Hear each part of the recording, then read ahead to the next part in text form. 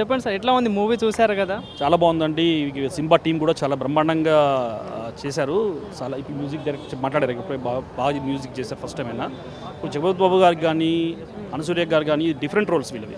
ఇప్పుడు దాకా చెయ్యని రోల్స్ బాగా చేశారు వీళ్ళు. వాళ్ళు లైఫ్లో గుర్తుండిపోతారు. రాజేంద్ర రెడ్డి గారు కూడా ప్రొడ్యూస్ చేశారు మంచి సినిమా. ఇది కమర్షియల్గా ఎంత కలెక్ట్ చేసినా కూడా పేరు మాత్రం బాగుంటుంది. 100% మెసేజ్ ఓరియంటెడ్, 100% ఆడియన్స్కి రీచ్ అవుతుంది. ప్రతి స్కూల్లో పిల్లలకు కూడా ఇప్పుడు రాబోయే తరాలకి 100% ఈ మూవీ చూస్తే కంపల్సరీ తెలుస్తుంది. ఎందుకంటే ఇప్పుడు మనకి ఫుడ్లో ప్రాబ్లం వచ్చినప్పుడు మనం ఏం చేసి ఆర్గానిక్ ఫుడ్ తింటున్నాం, మొత్తం కల్తీ వచ్చినప్పుడు. సో వాటర్ కల్తీ వచ్చినప్పుడు మినరల్ వాటర్ తాగుతున్నాం. సో ఎయిర్ పొల్యూషన్ మనం కంట్రోల్ చేయలేము. సో ఎయిర్ పొల్యూషన్ కంట్రోల్ చేయాలంటే మనం చెట్లు నాటాల్సిందే. చెట్లు నాటితే మనకి ఆక్సిజన్ లెవెల్స్ పెరిగిపోయి అందరూ బాగుంటారు. సో ఈ మూవీలో కూడా పెద్ద పెద్ద ఆర్టిస్టులు కూడా ఉన్నారు సార్. సో మీకు నచ్చిన పార్ట్ ఏంటి సార్ ఈ మూవీలో? నాకు నచ్చిన పార్ట్ 100% ఆయన చెప్పింది, జగపతి గారు చెప్పింది, అందరం హంతకులమే, మీరు హంతకులు నేను హంతకులు. ఎందుకంటే చెట్లు మనము తెలియకుండా చెట్లు పువ్వులు అన్ని తెంపుతుంటాం కదా. సో మనం కూడా చెట్లు పెడితే మనం కూడా బతికించిన వాళ్ళం అవుతాం. సో మనం కూడా ప్రాణదానం చేసినట్టు అవుతుంది. ప్రతి ఒక్కరు ఒక్కొక్క చెట్టు పెట్టారనుకోండి, మనం కూడా ప్రాణదానం చేసినట్టే. ఈ మూవీకి సారాంశం ఇదే. నేను 5 to 5 ఇస్తాను. 5 to 5 ఎక్సలెంట్ పిక్చర్.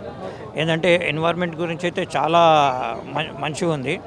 ఏంటంటే జనరల్గా ఇది జగపతి బాబు గారు ఒక మాట చెప్పింది, ఆ పాయింట్ అనేది చాలామంది చిన్నపిల్లలకి ఈజీగా అర్థమవుతుంది. ఏంటంటే చెరుకు నరికిన అంటే నువ్వు మనిషికి నరికినట్టు అన్న పాయింట్ అనేది మనిషిలో మైండ్లో వచ్చి అతను కూడా చెట్లు పెట్టాలనే ఒక ఉద్దేశం అనేది యూత్కి తెలుస్తుంది, మెసేజ్ వెళ్తుంది. కాబట్టి ఎక్సలెంట్ ఉంది పిక్చర్.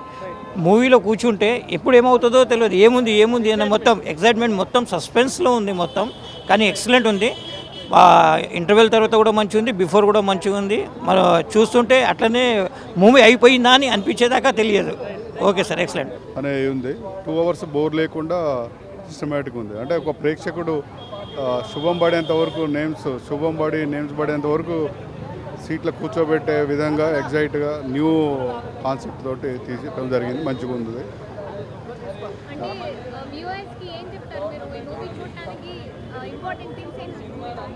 మూవీ అంటే నేచర్ ఫ్యాన్స్, ఓకే, అందరూ అనుకుంటున్నాము. చాలామంది రెగ్యులర్గా ప్రతి మీటింగ్లలో ప్రతి సందర్భంలో అందరూ చెప్తుంటారు సో నేచర్ని కాపాడుకోవాలని. కాకపోతే ఏంటంటే మనం చెప్తాం కానీ రెగ్యులర్గా ఎవ్రీడే ఇంప్లిమెంటేషన్లో చేయం మనం. సో లాంగ్ టర్మ్ విజన్ అనేది ఉండదు, షార్ట్ టర్మ్ విజన్ ఉంటుంది. ఇప్పుడు మనం బిల్డింగ్ కడుతున్నాం, అడ్డొచ్చిందని ఒక చెట్టుని తీసేస్తాం, అది షార్ట్ టర్మ్ విజన్. సో దాని సెట్ బ్యాక్ కూడా కొద్దిగా జరుపుకొని కట్టుకోవచ్చు, లేదా దానికంటే ప్లాన్ చేసుకొని ఒక చెట్టుని తీస్తున్నాం అంటే నా దృష్టిలో ఒక 100 చెట్లని నాటిన తర్వాతనే ఒక చెట్టుని తీయాలి. సో నేను కాలేజీలలో అదే చేస్తానండి. మా గ్రూప్ కాలేజీలలో MLR ఇన్స్టిట్యూషన్స్లో మీరు విజిట్ చేస్తే మా గ్రౌండ్ చుట్టూ చెట్లు కనిపిస్తాయి. అట్లా దూరంగా కూర్చుంటే మనకు బిల్డింగ్లు కనపడవు, చెట్లే కనిపిస్తాయి మొత్తం. సో గ్రౌండ్ చుట్టూ ఉంటాయి, బిల్డింగ్ల చుట్టూ అన్ని ప్లాంట్స్ ఉంటాయి. ఓకే, సో మా విద్యార్థులకు కానీ అంటే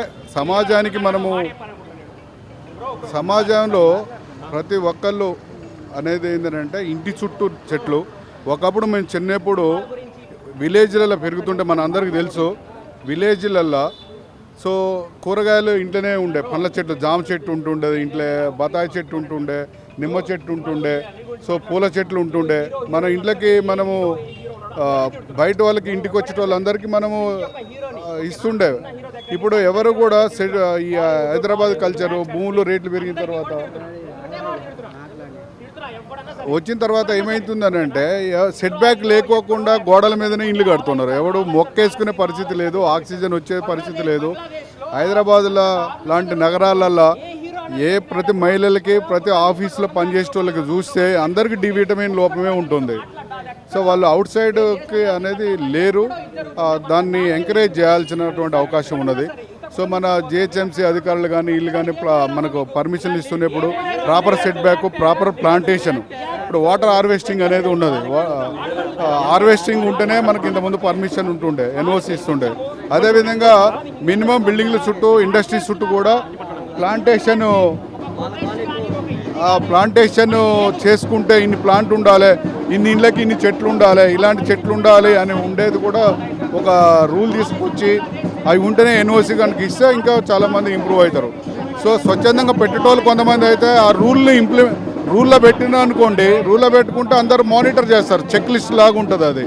సో ఇది పర్మిషన్ ఇవ్వాలంటే ఇన్ని మొక్కలు ఉన్నాయా, ఇంత వాటర్ ఫెసిలిటీ ఉందా, ఇది ఉందా అనేది చూస్తారు. సో ఇండస్ట్రీస్ కూడా డెవలప్ అవుతున్నప్పుడు ఇండస్ట్రీని మనం ఏదో చేసి ఒక గవర్నమెంట్ ఒక ఇండస్ట్రీ కొరకు ల్యాండ్ని ఇస్తుంది, హ్యాండ్ ఓవర్ చేస్తుంది. ఆ ల్యాండ్ ఇస్తున్నప్పుడు ఆ ఇండస్ట్రీ ఏంటి, దాన్ని ఎంతమంది పని చేస్తారు, దానివల్ల ఎంత పొల్యూషన్ వస్తుంది, దాని పొల్యూషన్ని కంట్రోల్ చేయడానికి మనకి ఎంత ప్లాంటేషన్ అవసరము, ఆడ వాటర్ సోర్సెస్ ఎంత అవసరం అనేది మనం ముందరనే ఎస్టిమేషన్ అనేది ఉండాలి. సో మిగతాది అది ఎస్టిమేషన్ లేకుండా, ఎస్టిమేషన్ ఓన్లీ పేపర్ మీద ఉంటుంది, ఫీల్డ్ మీద ఇంప్లిమెంట్ లేకోకుండానే చేస్తారు. సో ఇవన్నీ మనం జాగ్రత్తలు తీసుకుంటే ప్రకృతిని మనము పోషిస్తే అది ఆటోమేటిక్ ఇంటర్న్ మనకు రిటర్న్ ఇస్తుంది. ప్రకృతి ఒకటేనండి, నిస్వార్థంగా మనకు సేవ చేస్తున్నదండి ప్రకృతే. ఓకే, మానవులు కాదు, ప్రకృతి. సో దాని నుంచి మనం నిస్వార్థము అనేది నేర్చుకొని మనం కూడా ప్రకృతికి చేస్తే మనకి ఇస్తుంది. Okay, right, thank you. ఇది ప్రతి ఒక్కరూ చూడాల్సిన సినిమా. ఎందుకంటే మనం చూస్తున్నాము నేచర్ ఎంత జాగ్రత్తగా కాపాడుకోవాల్సిన నేచర్ని మనం తెలియకుండా ఎన్ని రకాలుగా విధ్వంసం చేస్తున్నాం అనేది ప్రతి ఒక్కరికి తెలిసినా కూడా పట్టించుకోవట్లేదు. ఇప్పుడు దీని పర్యవసానాలన్నీ మనం ఎదుర్కొంటున్నాం. మొన్న జరిగిన కేరళ వరదల్ని చూసుకున్నా, కొండ చర్యల్ని చూసుకున్నా మనము ఎంత నష్టపోతున్నాము అనేది అర్థమవుతుంది. మరి ఇట్లాంటి పరిస్థితి ఉంటే రేపటి భవిష్యత్ తరాల మనుగడ ఇంకెంత కష్టమవుతుందో అందరూ ఆలోచించుకోవాలి. ఇప్పటికైనా కళ్ళు తెరిచి ఇట్లాంటి సినిమాలని తప్పకుండా ఆదరించాలి. ఇట్లాంటి సినిమాలని సాహసంతో తీయడమే ఎంచుకొని, ఈ సబ్జెక్ట్ని ఎంచుకొని చాలా సాహసంగా తీయడానికి ముందుకు రావడమే గొప్ప విషయము. కాబట్టి అందరూ ఆలోచించి ఇట్లాంటి సినిమాలను ఆదరించాల్సిన అవసరం ఉంది. ప్రభుత్వం కూడా ప్రోత్సహించాలి, నిర్మాతలు ముందుకు రావాలి, బయ్యర్స్ కూడా కొనడానికి ముందుకు రావాలి. అప్పుడే ఇట్లాంటి సందేశాత్మకమైన సినిమాలు, సమాజానికి అవసరమైన సినిమాలు మనం చూడగలుగుతాం.